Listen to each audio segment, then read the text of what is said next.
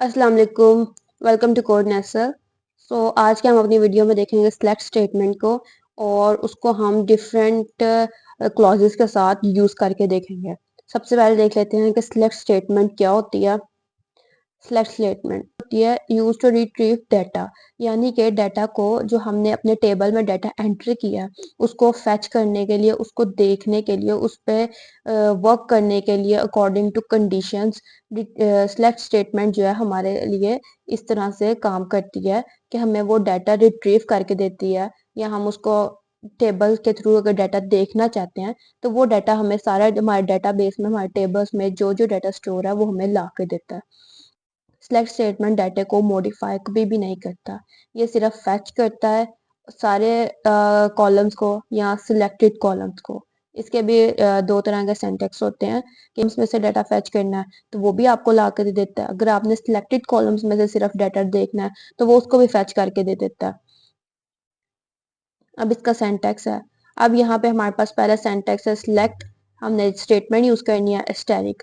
Asterisk का क्या मतलब होता है? ऑल, मतलब ऑल कॉलम्स, एक टेबल में जितने भी कॉलम्स हैं उन सब का डाटा फैच करके दे दो।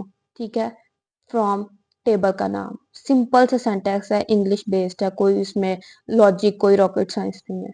उसके बाद एक ये भी है कि सिलेक्ट जो है आप कॉलम वाइज भी ले सकते हो, मतलब आपको सिर्फ आईडी और नेम देखनी है या आईडी और आपने उनका डिपार्टमेंट्स देखने हैं तो वो आप लिख दो। आप जितना मर्जी कॉलम लिख सकते हो, इवन के एक कॉलम भी लिख सकते हो और टेबल का नाम। तो अपने एसक्यूएल सर्वर पर जाकर इसको एक दफा देख लेते हैं।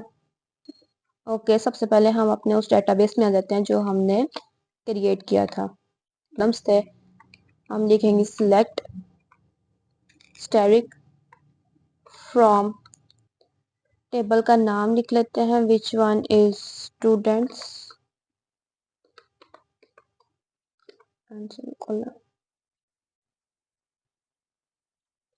ये आ गया टेबल जो हमने क्रिएट किया था, जिसमें हमने स्टूडेंट आईडी ली थी, नेम था, एज था, डिपार्टमेंट था और ये सारा कुछ ये हमने इसने फैच करके दिखा दिया।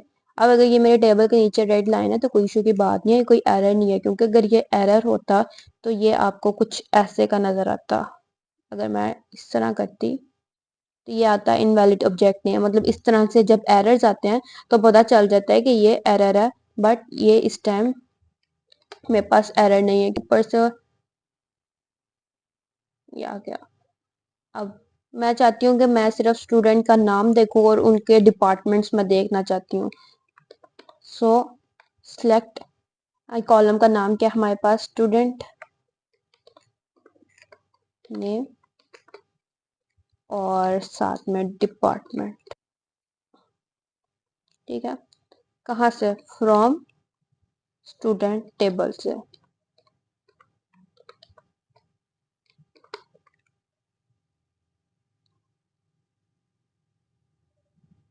तो सेम इस तरह ये आपको स्टूडेंट के नेम्स और डिपार्टमेंट सिर्फ इस तरह से आपको फैच करके दे देता है। अब सिलेक्ट स्टेटमेंट को हम डिफरेंट तरीकों से भी यूज कर सकते हैं। अब वो सिलेक्ट स्टेटमेंट का काम क्या है? हमें डाटा फेच करके दे देना, हमें जो चाहिए हमें वो ला के दे देना। बट इसके साथ हम और भी बहुत कुछ कर सकते हैं। हम थ्रू कंडीशंस डाटा फेच कर सकते हैं, यानी हमारे पास एक वेयर क्लॉज होता है। वेयर क्लॉज क्या करता है? फिल्टर्स करता है, रिकॉर्ड्स को फिल्टर करने के लिए यूज होता है।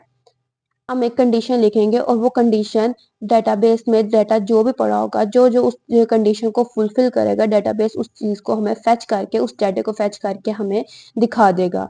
बेसिकली इसका काम बस इतना ही होता है। ये हमेशा सिलेक्ट स्टेटमेंट के साथ यूज होती है। ये वही बात होगी कि रिटर्न्स मैचिंग रोज ओनली। अब इसके सिंटैक्स को देख लेते हैं। सेम हमने सिलेक्ट के, जैसे मैंने आपको कहा कि सिलेक्ट स्टेटमेंट के साथ यूज होता है। सिलेक्ट स्टैटिक फ्रॉम, टेबल का नाम, वेयर, कंडीशन। अब कंडीशन क्या होगी? कंडीशन हम कुछ भी ले सकते हैं कि हमें वो स्टूडेंट्स चाहिए जिनकी एज ग्रेटर देन 20 है, उनका डाटा हमें फैच करके ला दो, या वो स्टूडेंट जो CS डिपार्टमेंट के हैं उनका डाटा हमें फैच करके ला दो। इस तरह से कंडीशंस ये होती हैं, उनको ऐसे लिखा जाता है। Select select static from, from कहाँ से? स्टूडेंट टेबल से। ठीक है, वेयर, यहाँ पे हमने लिखना है वेयर। अब कंडीशन क्या हो सकती है, हमें सिर्फ वो डिपार्टमेंट चाहिए जो CS डिपार्टमेंट सिर्फ चाहिए। Department is equals to CS, ठीक है, सेमीकोलन।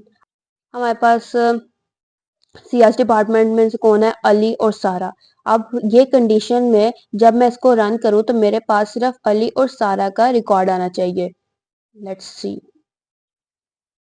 ये देखें अली और सारा, इन दोनों का रिकॉर्ड हमारे पास आ गया। अब एक और कंडीशन डिफरेंट भी हो सकती है। मैं एक कंडीशन लिखती हूँ कि select static from students where, मुझे वो वाले स्टूडेंट्स का डाटा चाहिए जिनकी एज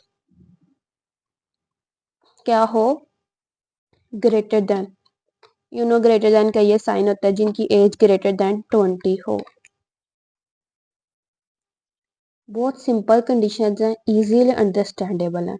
तो हमारे पास जॉन और मजहर का डाटा आ गया, रिकॉर्ड्स आ गए जिनकी 21 और 22 एज है, ठीक है। इस तरह से सिलेक्ट स्टेटमेंट वेयर के साथ वर्क करती है। अब नेक्स्ट हमारे पास आ जाते हैं लॉजिकल ऑपरेटर्स। लॉजिकल ऑपरेटर्स के थ्रू भी हम वेयर कंडीशन को यूज कर सकते हैं। अब लॉजिकल ऑपरेटर्स क्या होते हैं, एंड ऑपरेटर। एंड ऑपरेटर में क्या होता है, all conditions must be true. इसका मतलब अगर मेरी ये कंडीशन है कि मैं लिखूं कि मुझे वो स्टूडेंट्स चाहिए जिनकी एज भी ग्रेटर देन 20 हो और वो CS डिपार्टमेंट के हों, और मैं उनके बीच में एंड ऑपरेशन लगा देती हूँ, इस बात का मतलब ये है कि उस स्टूडेंट की एज भी ग्रेटर देन 20 होनी चाहिए और उसका डिपार्टमेंट भी CS होना चाहिए। मतलब दोनों की दोनों ट्रू होनी चाहिए। लेकिन और में क्या होता है, मैं और ऑपरेटर यूज करती हूँ और मैं लिखती हूँ कि उस कंडीशन में लिखती हूँ कि एज ग्रेटर देन 20 और department is equals to CS। मतलब दोनों में से एक कंडीशन मेरी ट्रू होनी ही होनी चाहिए। क्यों, क्योंकि और हमेशा जैसे अगर आपने टेबल्स ट्रुथ टेबल्स पढ़े हो उसमें क्या होता है, एटलीस्ट वन ट्रू होगा तो हमारा ये ऑपरेशन और वर्क कर जाएगा। और एंड में क्या होता है, हमेशा दोनों ट्रू होनी चाहिए तो हमारा जो है एंड ऑपरेटर काम करता है। से उसके बाद आता है हमारे पास एक नॉट ऑपरेटर। नॉट ऑपरेटर क्या करता है, कंडीशन को रिवर्स कर देता है। यानी मैं लिखूं कि मुझे वो डिपार्टमेंट्स चाहिए जो department not is equals to CS, तो मुझे कौन कौन से आएंगे, IT था हमारे पास, IT डिपार्टमेंट मुझे रिसीव हो जाएगा। इस तरह से ये वर्क करते हैं। क्लॉज हमेशा सेलेक्ट के साथ यूज होता है। Select static from students where, हमारा क्राइटेरिया है कि एज जो है, हमारे पास एज क्या होनी चाहिए, ग्रेटर देन और इक्वल्स टू 20 एंड डिपार्टमेंट होना चाहिए CS। इसको रन करके देखते हैं। सी, हमारे पास क्या हुआ, वो वाले फैच होके आ गए जिनकी एज 20 या 20 से बड़ी या 20 के इक्वल है और वो CS डिपार्टमेंट में। फर्स्ट करें, मैं यहाँ पे और लिख देती हूँ, और लिख देती हूँ, और यहाँ पे डिपार्टमेंट IT। अब क्या आएगा हमारे पास, उसने हमें सारा कुछ दे दिया। यहाँ पे क्या है, एज ग्रेटर देन इक्वल 20 आ गई, इक्वल 20, ग्रेटर देन 20, इक्वल और ग्रेटर देन। उसने हमें, अब यहाँ पे CS इसलिए आया क्योंकि ये एज वाली कंडीशन को फुलफिल कर रहा है, और ये IT वाला इसलिए आया क्योंकि यहाँ पे दोनों में से कोई एक भी ट्रू हो तो वो ट्रू है। इस तरह से ये वर्क करता है। देन हमारे पास एक और था नॉट ऑपरेटर। अब नॉट ऑपरेटर क्या करता है, रिवर्स कर देता है।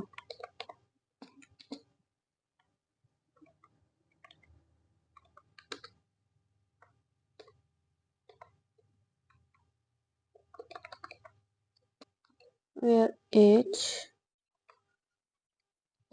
आप नॉट जब हमने कंडीशन लगाई तो उसका होता है हमारे पास एक्सक्लेमेशन मार्क और इज इक्वल्स टू, कि जिनकी 20 नहीं है वो वाले स्टूडेंट्स हमें पैच करके दे दो। हमारे पास आ गए 21, 22।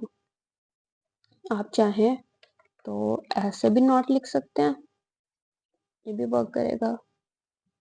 सेम